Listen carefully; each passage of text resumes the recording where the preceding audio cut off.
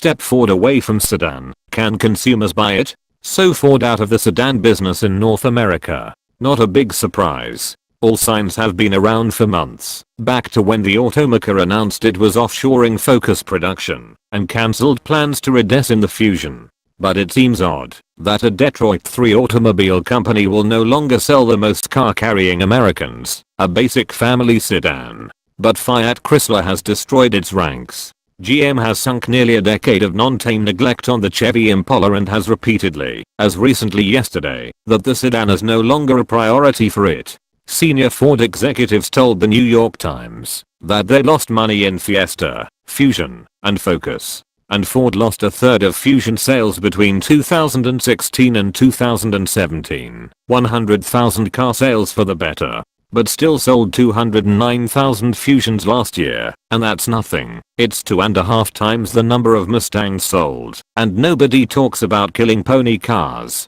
And one can argue that the beating done by Fusion is self-defeating, because the car is at the end of its design cycle, while its competitors grow more subtly. Ford seems to rely on converting more sedan buyers to SUVs and truck buyers, while the plan is not clear to prevent them from becoming buyers of Camry and Corolla, Accord and Civic, Sonata and Optima, or Jetta and Passat. None of them car makers leave sedans, and they seem to be preparing to seize market share. In other words, the lines between traditional cars and crossovers can be surpassed even more. Instead of losing the sedan game, Ford can reshape the Fusion, which is basically a damn good car, into something that might be a bit taller, more ute-like. As cross-rectification is the plan for the upcoming Focus Active. Maybe the sedan is not everywhere, except back to the drawing board for some plastic cladding. Images of money are much different for Ford trucks and SUVs. A few years ago, Automotive News calculated that Ford cleans more than $13,000 on every F-150.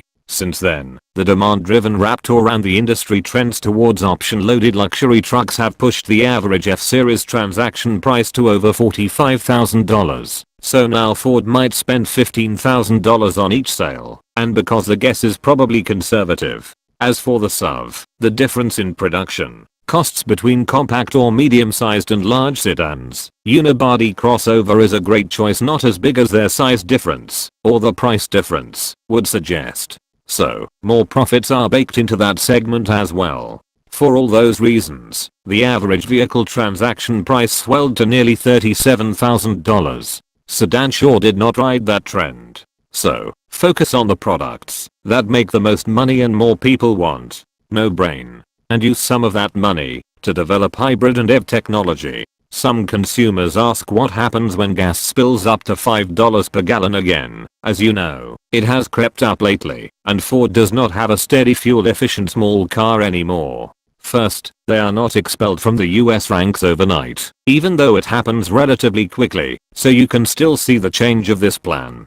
Secondly, Ford promises hybrid and EV crossovers as well as trucks that have a fuel economy of low-cost sedans. This is despite their greater weight. CEO Jim Hackett has promised we started cracking the code. Isaac Newton will say good luck with it.